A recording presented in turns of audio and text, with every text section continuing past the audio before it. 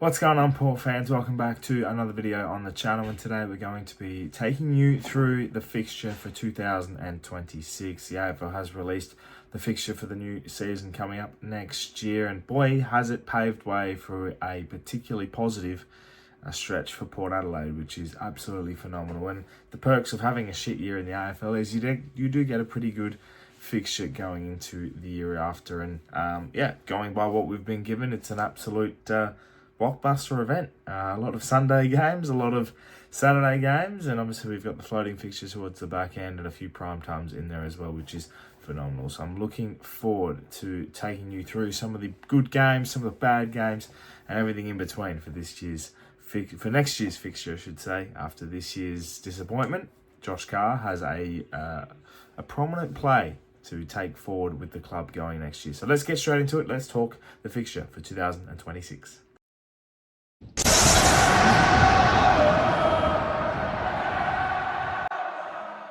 So, Port Adelaide's fixture, according to some experts and Fox Footy, and the fixture difficulty, which I never trust going into a new season anyway, they've given us the second easiest fixture on the calendar, which is phenomenal, and I'll take you through it step by step. I won't go through the floating fixture. I'll just go through the first 15 games. So we'll kick it off with North Melbourne at Marvel on a Sunday. We've got then another Sunday game with Essendon at home for our first home game of the year.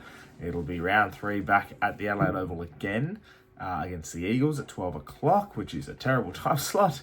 You've got Richmond at the G on week after in round 4. Round 5 for Gather Round, we're against St Kilda at the Sunday night fixture. We've got Saturday at Marvel against the Hawks, round 7 against the Cats at home for Anzac round.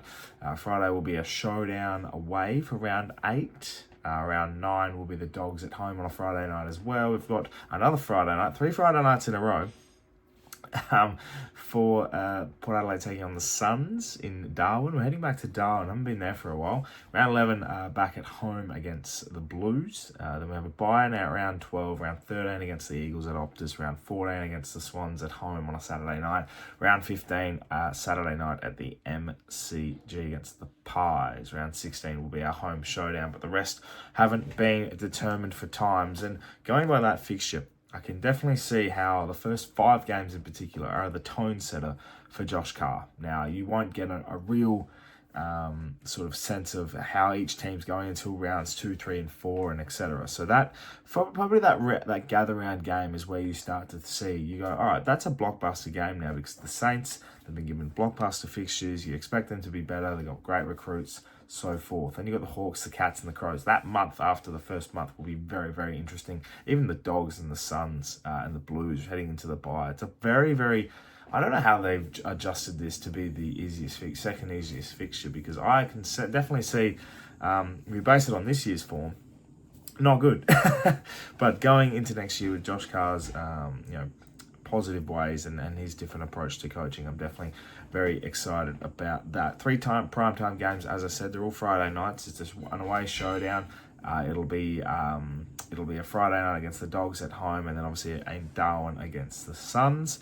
As I said, bye in round 12. The teams we play twice next year will be Adelaide, Essendon, North, St Kilda, Sydney, and West Coast. So definitely a bit more of a positive spin there, especially with 4 of those 6 teams I definitely consider being winnable games. And then Sydney and Adelaide are definitely ones that you could get them on the bounce as well. In terms of the best games for the year, I've given round 1.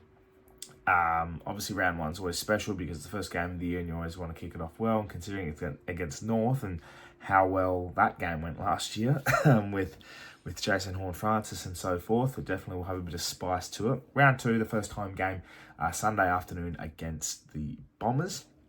Both showdowns will be interesting. Friday night away showdown, and then also we have a home showdown. That'll be showdown 60, which is a pretty special number to go for the showdown there. Then we have Gather Round, which is against St Kilda, and that'll be a primetime fixture, one to look forward to. And then, of course, Anzac Round, which we hold very, very special and very dearly to the club and the way we like to celebrate. And they're 4 of the best games I can consider, including the showdowns as well. And and ones I'm very much looking forward to. They're the ones to put in your calendar, and then I'm sure the back end of the year will be very crucial as well, depending on how we want to play. And with the top 10 now in play and wildcard round, you want to be making sure that you get off to a good start to see where you end up over the 24 games in the season. So I'm very happy with how it's all sort of structured. Definitely nothing to really complain about. You can pick games in this fixture that you'd be like, oh, okay, maybe I'll go spend the weekend in Melbourne, or maybe I will go head up to Darwin for the weekend and see what the experience is like with a Friday night game, or,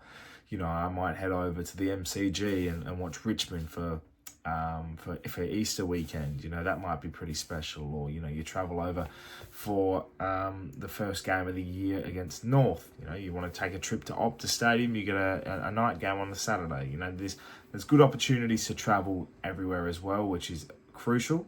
Obviously, very glad we've got 3 Friday night games. Obviously, the one home game, which is only against the Dogs, but more importantly, there's still that exposure there. Mind you, all of those Friday night games are they are not the free to air option. It's obviously in the Friday double headers, so we won't be that exposed. But then again, you will get exposure games like the Saints for Gather Round. You will get the same for Essendon at the Adelaide Oval in round 2. You're definitely looking at some other ones as well, with Carlton at home and Sydney at home as well. So you're definitely going to get good options to watch your team play. Obviously, the no free to wear on the Saturdays is not as good, but investing in those times, it gives good cause to travel.